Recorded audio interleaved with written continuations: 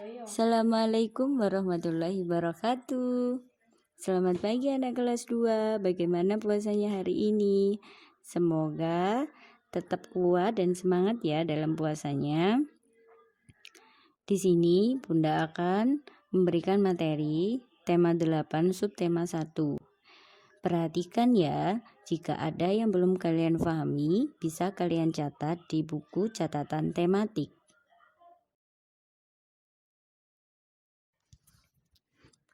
Ayo, kalian buka buku tema 8-nya. Di sini sudah Bunda berikan halamannya, materinya. Dari subtema 1 ada PB2, persatuan dalam keberagaman, penggunaan huruf kapital pada nama diri atau nama seseorang. Yang PB3, dalam penggunaan tanda titik dalam kalimat dan panjang pendek nada pada lagu, serta membaca dan menentukan waktu. Di PB4, ada penggunaan tanda titik dalam percakapan dan menulis tanda waktu. Di PB5, ada penggunaan tanda tanya dan persatuan dalam kegiatan olahraga. Yang terakhir, di PB6 ada kalimat tanya, persatuan dalam keberagaman agama, serta mengenal tanda waktu 24 jam. Simak baik-baik ya. Jangan lupa, jika pembelajaran yang Bunda sampaikan ini ada yang belum kalian pahami, bisa kalian mencatat di buku catatan tematik ya.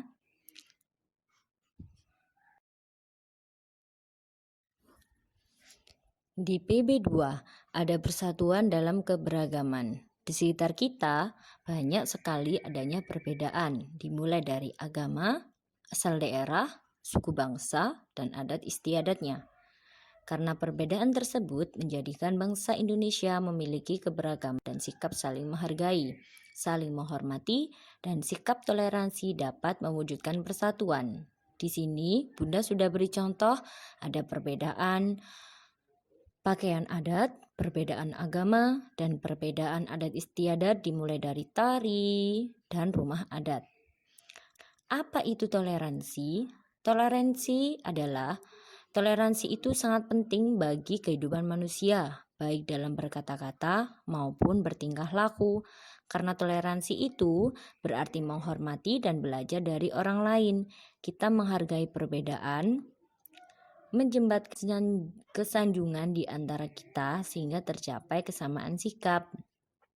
Toleransi juga merupakan awal dari sikap menerima bahwa perbedaan bukanlah suatu hal yang salah.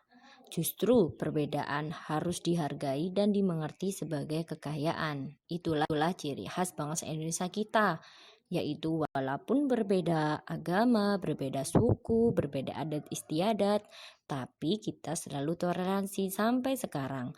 Kenapa bangsa Indonesia tetap bersatu?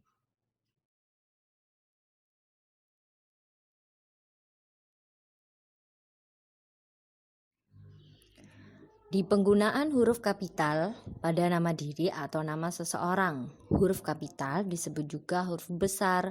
Huruf kapital dipakai sebagai huruf pertama dalam ungkapan yang berhubungan dengan nama Tuhan dan kitab suci, termasuk kata ganti untuk Tuhan. Misalnya, Allah hanya ditulis huruf besar, yang Maha Pengasih. Y, M, dan P-nya memakai huruf kapital atau huruf besar. Bimbinglah hambamu.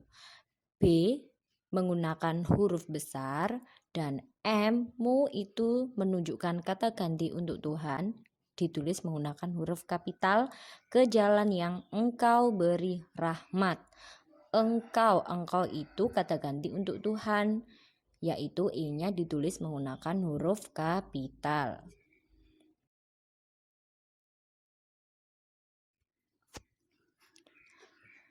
Di sini, Bunda akan memberikan contoh pemakaian huruf kapital. Ada 5. Yang pertama, dalam pemakaian huruf pertama awal kalimat dan awal kalimat petikan langsung. Contohnya, dia membaca buku. Adik bertanya, kapan kita pulang? Itu menggunakan tanda petik. Dan yang kedua, huruf pertama, unsur nama diri dan judul. meliputi nama orang, keagamaan, peristiwa, hari besar, geografi, organisasi, dokumen, bangsa, suku, bahasa, tahun, bulan, dan hari. Contohnya yaitu Amir Hamzah, Islam, Alkitab, Tuhan, Konferensi Asia Afrika, Bangsa Amerika, Bahasa Indonesia, Tarik Masehi, Pedoman Manajemen Mutu dan Lingkungan, dan ia tidak menggunakan huruf kapital ya. Yang berwarna merah tidak menggunakan huruf kapital. Nah, di sini ada tulisannya berwarna merah di kolom nomor 2. Itu tidak dipakai pada kata tugas, tidak dipakai pada nama orang yang merupakan nama jenis, tidak dipakai pada unsur nama orang yang bermakna anak dari, contohnya bin atau font dan lain-lain. Di situ, di pedoman manajemen mutu dan lingkungan dicontoh dan tidak menggunakan huruf kapital karena dia tidak dipakai pada kata tugas. Dan mesin diesel atau 5 ampere itu tidak dipakai pada nama orang karena itu merupakan satuan ukur. Abdul Rahman bin Zaini, bin yang berwarna merah itu tidak dipakai pada unsur nama orang yang bermakna anak dari. Berarti Abdul Rahman bin Zaini itu berarti Abdul Rahman anak dari Zaini. Bin itu digunakan untuk laki-laki. Bin tidak menggunakan huruf kapital. Yang ketiga, ada pemakaian huruf pertama unsur nama gelar atau jabatan yang diikuti nama orang atau yang dipakai sebagai sapaan. Ada contoh Sultan Hasanuddin, Gubernur Papua Barat, atau Selamat pagi dokter. Dan yang keempat, huruf pertama kata penyapaan atau pengajuan termasuk kata Anda. Di situ ada contoh, silakan duduk Pak, apa yang Anda lakukan? Yang kelima, pada pemakaian huruf pertama unsur singkatan gelar. Di situ contoh ada Dr. Rudi M, ST, Sarjana Teknik, MTI, dan CISA, CISA, itu untuk singkatan nama gelar. Di PB3 ada penggunaan tanda titik. Saat menulis sebuah kalimat, kamu juga harus memperhatikan penggunaan tanda titik. Nah, tanda titik digunakan untuk mengakhiri sebuah kalimat. Contoh, Fitri dan Komang pergi ke perpustakaan bersama. Nah, di situ ada tanda titiknya untuk mengakhiri bahwa kalimat itu sudah berakhir dan tidak ada lanjutannya. Tanda titik ditulis setelah kata terakhir dalam sebuah kalimat. Tanda titik juga digunakan dalam percakapan. Contohnya, ada percakapan Rudi, Jonas, dan Benny. Wah, hangat ya berada di dekat api unggun. Jonas bilang, iya, kamu benar Rudi.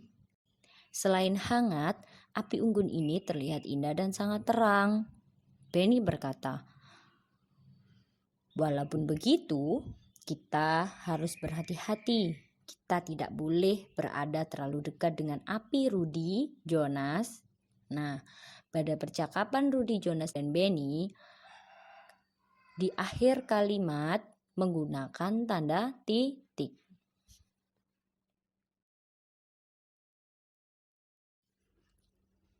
Setelah itu, panjang dan pendek nada pada lagu. Perhatikan lirik lagu Lonceng Ayah. Lagu tersebut memiliki nada panjang dan nada pendek. Terima kasih karena kalian sudah menyanyikan lagu Lonceng Ayah dengan baik.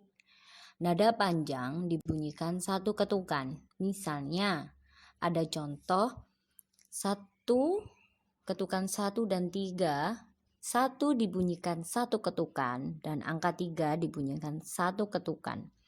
Jika nada pendek dibunyikan setengah ketukan, misalnya ada nada 4 dan 3. 4 dibunyikan setengah ketukan, 3 dibunyikan setengah ketukan. Kamu sudah menentukan panjang pendek atau kuat lemah nada menggunakan alat musik ritmis, yaitu alat musik pianika. Pianika dimainkan dengan cara ditiup. Pada lagu Lonceng Ayah berpola 2 irama ketukan. Coba perhatikan lirik lagu Lonceng Ayah. Dia mempunyai birama 2/4. Lagu Lonceng Ayah diciptakan Ati Mahmud. Kita nyanyikan lagi ya.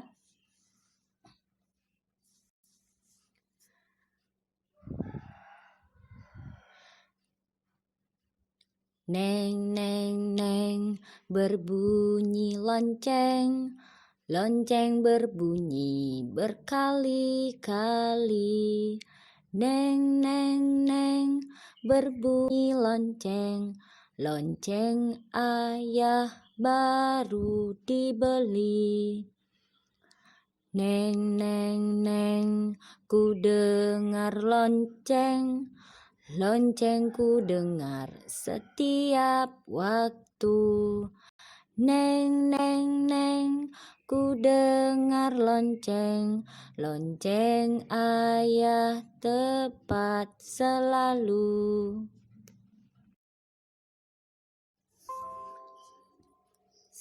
Membaca dan menentukan tanda waktu. Di sini Bunda sudah memberikan contoh jam analog. Jarum pendek itu menunjukkan jam dan jarum panjang itu menunjukkan menit. Nah, di sebelahnya ada contoh jarum pendek menunjukkan ke angka 7 dan jarum panjang menunjukkan ke angka 12. Maka dibaca pukul 7. Cara membacanya ya.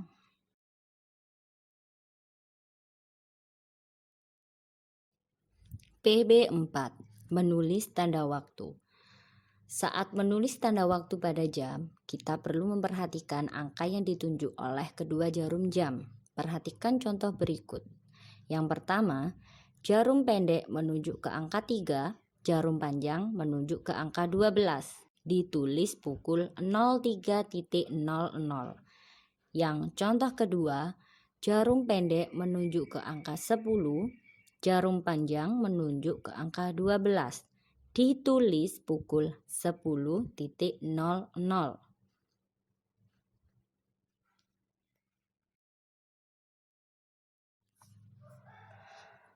PB 5. Penggunaan tanda tanya. Saat membuat kalimat tanya, kamu harus memberi tanda tanya di akhir kalimat. Apa itu kata tanya? Kata tanya adalah gunakan untuk menanyakan sesuatu. Kata tanya, perkataan yang digunakan untuk menanyakan sesuatu ya. Kata tanya bisa diikuti oleh partikel kah apabila digunakan di awal ayat seperti apakah ya. Dan yang ketiga, kata tanya boleh wujud di awal, di tengah, dan di akhir. Nah, partikel kah tidak diperlukan jika kata tanya terletak di akhir. Hanya ada di depan seperti apa. Masih ingat kalian adik Simba? Ada apa, di mana, kapan, siapa, mengapa, bagaimana, dan berapa. Nah, kata tanya apa jika diberi imbuhan kah menjadi apakah itu digunakan pada awal kalimat bukan di akhir kalimat. Persatuan dalam kegiatan olahraga. Sikap persatuan juga dapat kita terapkan dalam kegiatan olahraga. Untuk memenangkan permainan dalam olahraga, kekompakan antar pemain dalam satu tim harus dipelihara. Misalnya, dalam olahraga sepak bola, jika kita tidak kompak dan adanya kerjasama dalam tim, akibatnya dalam permainan, maka untuk memenangkan permainan tidak dapat tercapai karena tidak adanya kerjasama dan kompak. Selain bekerja sama, kita juga harus mengembangkan sikap sportif. Apa itu sikap sportif? Sikap sportif artinya bersikap jujur dalam bermain serta menaati peraturan permainan. Dengan memelihara sikap sportif, kita dapat bermain dan berolahraga dengan rukun. Hidup rukun dapat mencerminkan sikap persatuan dalam keberagaman. Kalimat tanya. Kalimat tanya digunakan saat kamu ingin mengetahui suatu hal secara lebih rinci. Sudah Bunda beri kata tanya ya, yaitu kata tanya apa, siapa, bagaimana, di mana, kapan, dan mengapa. Ada contoh kata siapa dengan kalimat siapa nama adikmu. Ada kata tanya mengapa, kalimatnya mengapa Rani tertawa. Ada kata tanya kapan dengan kalimat kapan kakek datang. Ada kata tanya berapa dengan kalimat berapa harga tas ini.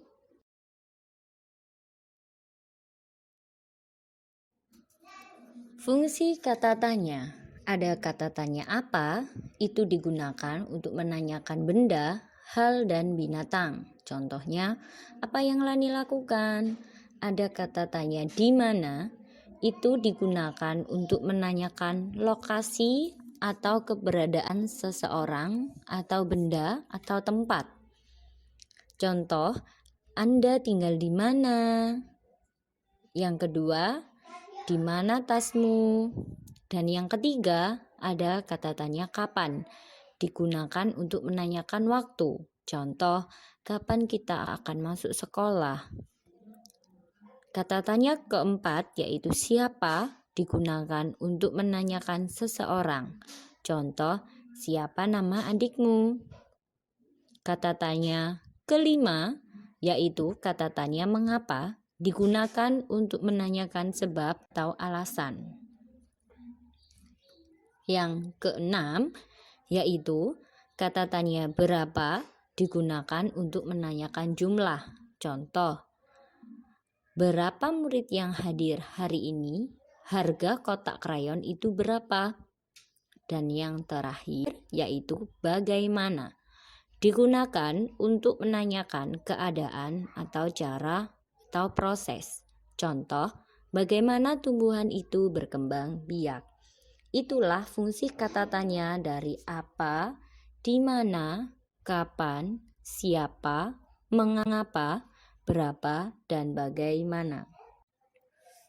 Persatuan dalam keberagaman agama. Di Indonesia terdapat 6 agama yang diakui, yaitu Islam, Kristen, Katolik, Hindu, Buddha, dan Konghucu. Apakah kalian masih ingat? Nah, meskipun berbeda agama, masyarakat Indonesia dapat hidup berdampingan dengan rukun. Kerukunan itu terjadi karena adanya sikap saling menghargai dan menghormati. Bunda akan memberi contoh saat makan bersama. Nah, pada gambar itu ada tulisan agama ibarat makan dengan teman-teman. Tiap orang dapat memesan makanan yang berbeda, tetapi masih dapat duduk di meja yang sama. Nah, coba kalian perhatikan gambar tersebut. Mereka terdapat perbedaan agama. Mereka tidak satu agama ya. Dan makanan yang dipesan pun juga berbeda. Tetapi mereka bisa makan dan duduk di meja yang sama karena mereka saling menghargai dan menghormati. Menentukan tanda waktu dengan notasi 12 jam. Siang hari dari matahari terbit hingga matahari terbenam lamanya 12 jam. Pada saat malam hari dari matahari terbenam hingga matahari terbit lamanya 12 jam. Jadi satu hari adalah siang ditambah malam, yaitu siang 12 jam dan malam 12 jam menjadi 24 jam. Maka satu hari ada 24 jam. Menentukan tanda waktu dengan notasi 24 jam. Sehari semalam lamanya 24 jam. Satu malam ya, dan satu hari itu loh. Nah, Pergantian tanda waktu adalah tengah malam atau pukul 12 malam. Dalam notasi 24 jam, pukul 12 malam sama dengan pukul 24. Dan menentukan tanda waktu dengan notasi 24 jam tidak menggunakan keterangan pagi, siang, sore, atau malam lagi, tetapi dengan notasi 00.00 sampai dengan 24.00, itu artinya jam 12 malam. Nah, di sini kalian ada gambar jam. Nah, dari angka pertama pukul 1 pagi ya, kita bisa menulisnya sesuai dengan angkanya, yaitu pukul 1, pukul 2, pukul 3, pukul 4, pukul 5 petang atau 5 subuh ya, dan pukul 6 pagi, pukul 7 biasanya kalian berangkat sekolah, pukul 8, pukul 9, pukul 10, pukul 11, dan pukul 12 siang. Nah, setelah pukul 12 siang, kalian tidak boleh menuliskan menggunakan angka 1 kembali, tetapi melanjutkan di angka 12 setelah angka 12, yaitu angka 13. Nah, di samping ini sudah Bunda beri contoh ya. Ketika kalian menuliskan pukul 1 siang, itu berarti 13.00, pukul 2 siang 14.00, pukul 3 siang, pukul 3 sore, pukul 4 sore, pukul 5 sore, dan pukul 6 petang atau maghrib, pukul 7 malam, pukul 8 malam, pukul 9 malam, pukul 10 malam, pukul 11 malam. Dan yang terakhir yaitu pukul 12 malam, atau bisa ditulis menggunakan 24.00 atau 00.00 ya. Kenapa? Karena satu hari ada 24 jam, yaitu 12 jam pada siang hari dan 12 jam pada malam hari. Contoh membaca tanda waktu 24 jam. Misalkan ditulis pukul 7 malam, yaitu pukul 19.00. Dapat dari mana? Nah, dari jam analog ya, karena di jam analog kita itu hanya ada 12 angka. Berarti 12 ditambah 7 sama dengan 19. Nah, di sini sudah ada 3 gambar. Yang pertama, jarum jam menunjukkan pukul 3 sore, berarti bisa ditulis pukul 15.00. Yang gambar kedua, jarum jam menunjukkan di angka 10. Pukul 10 malam bisa ditulis pukul 22.00. Yang ketiga, yaitu arah jarum jam pukul 7 pagi bisa ditulis pukul 07.00. Semoga kalian paham dengan materi yang Bunda berikan hari ini. Jangan lupa untuk selalu belajar dan semangatnya tidak boleh turun ya. Kurang lebihnya Bunda mohon maaf atas pembelajaran hari ini. Jika kurang jelas bisa ditanyakan ke Bunda. Bunda akhiri. Wassalamualaikum warahmatullahi wabarakatuh.